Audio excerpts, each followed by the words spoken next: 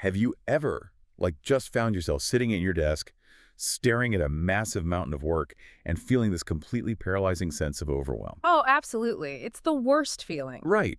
I'm talking about that specific kind of day where the backlog is towering over you, deadlines are just whistling past your ears, and you have this sinking, visceral feeling in your gut that you are exactly one disgruntled client away from total structural collapse. It's a profoundly isolating place to be, honestly, largely because, well, the math of your effort just no longer makes sense. Yeah. You're working longer hours, you're pulling harder on all the levers, but somehow the business is falling further and further behind. Which is so frustrating. It really is. The more energy you put in, the more chaotic the output becomes. And that operational paradox is exactly where we're starting today's deep dive. So we're looking at some source material today that opens with a pretty stark anecdote about a friend running a small legal practice. And they were dealing with all of this, the backlog, the compounding errors, the angry clients. And despite their absolute best efforts, the source describes the situation with a phrase that really stuck with me. They wrote that pandemonium appeared to be inevitable. Oh, yeah, pandemonium is really the perfect descriptor there. It paints a picture, right? It does. It captures that frantic, unmanageable energy of a business that is running you instead of you running the business. You basically transition from being an executive to being a firefighter. Just running from one crisis to the next. Exactly. So our mission today is about extracting the specific secrets to turning that exact kind of chaotic, unpredictable work environment into a highly prosperous, stable one. I love that. Yeah. So the source material we're analyzing is an excerpt summarizing the core concepts from a book called Fireproof. It's a 5-step model to take your law firm from unpredictable to wildly profitable, and it's by Mike Morse and John Nachazel. Right, Fireproof. Now, the title explicitly mentions law firms, obviously, and the case studies we'll look at are drawn from legal practices. But reading through this framework, you realize pretty quickly that this isn't really about the law at all. Not at all, no. It is fundamentally a masterclass in the structural physics of business survival. Yeah. The specific industry is almost completely irrelevant. I mean, whether you're running a boutique marketing agency or managing a specialized medical clinic, or, you're just an independent software developer trying to scale up your freelance gig. The principles hold up. They do. The mechanics of transitioning from unpredictable chaos to profitable stability are identical. The friction points are the same, and the solutions require the same fundamental shifts in how you operate. Which brings us to the first major shift. And it's an interesting one because it takes a pretty hard left turn right out of the gate. It really does. Because if you're trying to fix external pandemonium, angry clients, broken deadlines, your instinct is usually to dive immediately into spreadsheets or restructure your pricing. Or fire a bad vendor or something. Exactly. But the framework demands that before you look at the external chaos of the business, you have to run a really brutal audit on the person running it. The very first mandate is simply to know oneself. Which I know, it sounds incredibly philosophical for a business book. It sounds like a meditation retreat. Right. But it's actually deeply pragmatic. The authors use this great analogy. They say, you are the ship's captain. And you absolutely cannot traverse rough waters if you don't know your own internal blind spot. You have to know your weaknesses. Yes. It's about designing a business architecture that is genuinely consistent with your actual principles and natural aptitudes, rather than the aptitudes you just sort of wish you had. And we get a really clear illustration of this in the text with a law firm owner named Sarah.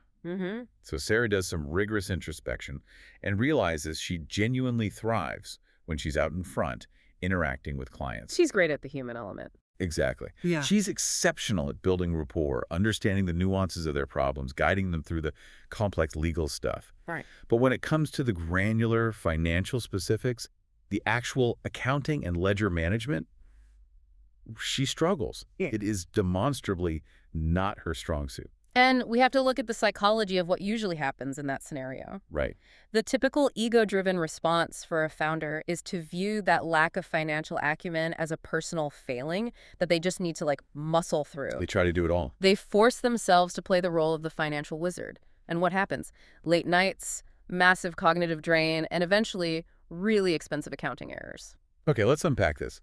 Because it's basically like trying to play every instrument in a band instead of just being the lead singer. That's a great way to put it. Right, but let me push back a little here.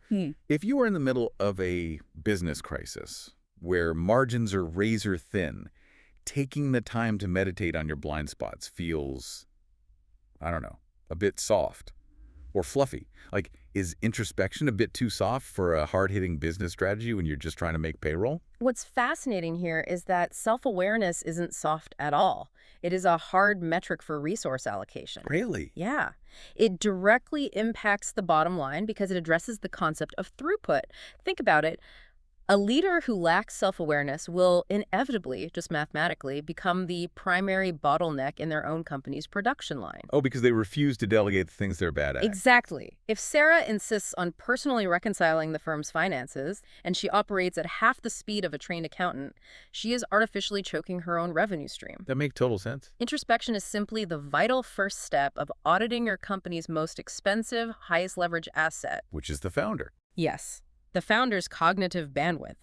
So, Sarah hires a financial manager, balances her skill set, and boom, revenues increase. So once you do that internal audit and realize what you can't do, like Sarah with her finances, you have to find the right people to fill those gaps. Right.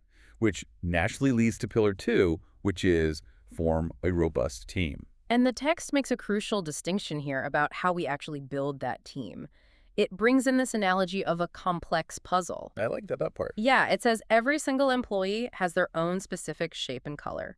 You are trying to assemble a very specific, high-functioning image, and that stunning image only works with the proper parts. You can't just jam puzzle pieces together because they're in the box. Exactly. The core premise is that a firm is only as successful as its employees.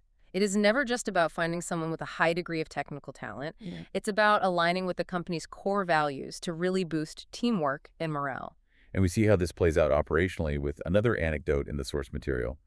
A proprietor named Alex. Yes, Alex. So Alex couldn't handle his case volume. He was hitting his physical limit. So he hired a dedicated paralegal. But the defining detail here is that this paralegal deeply shared the firm's specific goals. That values alignment. Exactly. And because of that commitment and shared vision, processes were totally expedited. Alex was freed up to build client rapport, which resulted in more cases and excellent outcomes. A huge win. But let me ask you a practical question here. If you're already drowning in a backlog and you have disgruntled clients calling you every hour, how do you find the time to ensure someone aligns with your core values? It's tough. Isn't the temptation just to hire a warm body to stop the bleeding? Oh, the temptation is massive. But this comes down to focusing on the long-term versus short-term trade-off. Okay. If you hire the wrong puzzle piece, a warm body who has technical skills but doesn't share your rigorous standards, you just distort the picture further. Because you can't trust them. Exactly. You can't trust their judgment. So you end up reviewing all their work, adding layers of approval, basically micromanaging them. Which takes up more of your time. Yes. You're paying a salary to create more work for yourself. Taking the agonizing slow time up front to find the right fit is what actually shifts the firm from unpredictable to wildly profitable. Okay, I see. So now we have an insightful, self-aware leader and a perfectly aligned team. The internal house is in order. Right. But if you're the best-kept secret in town, that doesn't pay the bills. No, it doesn't. Which brings us to pillar 3, effective marketing. And here's where it gets really interesting. The text introduces this loudspeaker analogy. Marketing is your firm's loudspeaker. I think that's a brilliant way to frame it. The text details what a thorough plan looks like. It's a multi-channel approach. Like what? Social media, internet advertising, deep networking, community involvement, and crucially, constantly evaluating what functions well and what doesn't. And we get the story of Jessica to illustrate this. She's a law firm owner who previously relied entirely on word of mouth from friends and family. Which is very common. It's super common. But after she implemented a digital strategy, social media ads, online reviews, her inquiries just spiked, and her company totally flourished. Because she finally plugged the loudspeaker in. Right. But let me play devil's advocate for a second. Many professionals, like lawyers, doctors, or specialized consultants, they often feel that flashy marketing devalues their expertise. Oh, absolutely. It's an identity crisis for them. Yeah. They feel like their work should speak for itself. So how does this loudspeaker approach balance professionalism with the actual need to generate a steady flow of leads? Doesn't it feel a bit sleazy to them? If we connect this to the bigger picture, it requires a fundamental reframing of what marketing actually is. Right. If you view marketing as bragging, then yes, it feels sleazy. But marketing isn't bragging, it's actually community service. Community service. Think about it. It's about making sure the people who desperately need your specific help, people who are in a crisis and losing sleep, can actually find you. If you hide behind the idea that your work speaks for itself, you're abandoning those people to less scrupulous competitors who are willing to advertise. Wow, so it's not selling, it's making yourself findable to people who need you. Exactly. Okay, so Jessica plugs in her loudspeaker, and a flood of new clients comes rushing in. But if her internal operations are messy, that flood is going to completely break the business, It will crush it under its own weight. which logically demands Pillar 4, streamlined operations. Right. The text uses a well-maintained machine analogy here. Mm-hmm. If one component malfunctions, the whole process slows down. If you double your leads, but your intake process relies on manual data entry and physical folders, the engine just seizes. So what's the solution? The source advises establishing formal procedures for everything: client intake, case management, financial supervision. And you have to use technology to automate monotonous chores. We see the consequences of ignoring this with Tom. Tom. Yeah, Tom was always behind schedule, drowning in paperwork. But by implementing a digital case management system, he optimized productivity, found time for customer meetings, developed new marketing methods, and his earnings shot up. He fixed the engine. Exactly. It's like inviting 100 people to a dinner party because of your great marketing, but you only have 2 pots and no recipes. That is a perfect analogy. You've generated demand, but you have zero structural capacity to fulfill it. But let me ask you, doesn't setting up a digital system temporarily cause more stress before it relieves it? Like, migrating data and training staff is exhausting. Oh, it absolutely is. It's highly counterintuitive to pause production when you're already behind. Right. But that temporary friction of automating chores is the necessary price you have to pay. It's a short-term pain for long-term operational efficiency and increased customer satisfaction. Okay, so to summarize the journey so far, we have the self-aware captain, we have the aligned crew, we have the marketing loudspeaker, Yeah. and we have the streamlined engine. It sounds like an absolute juggernaut of a firm. Right. So what happens 6 months later when people get complacent? Well, human nature is entropy, right? Exactly. Which requires the final lesson, Pillar 5, measurement and accountability. Yes. Without explicit expectations and performance measures, it's incredibly simple for everyone to lose sight of their objectives. They just drift. They drift. The text advocates for measurable, unambiguous goals, frequent reviews, and open communication to talk about difficulties and celebrate victories. And the final example we have is Lisa. She struggled with teamwork until she established a monthly review process, set clear goals, and acknowledged accomplishments. And the results were clear. Yeah, it raised morale, client happiness, and referrals. But I have a pointed pushback question here. Bring it on. Does measurement and accountability run the risk of becoming micromanagement? Like, how do you implement metrics without making your autonomous team feel like they're constantly being policed? This raises an important question. It's the distinction between a culture of fear and a culture of high performance. Micromanagement is driven by a lack of trust. It's controlling how an employee executes a task. Right, staring over their shoulder. Exactly.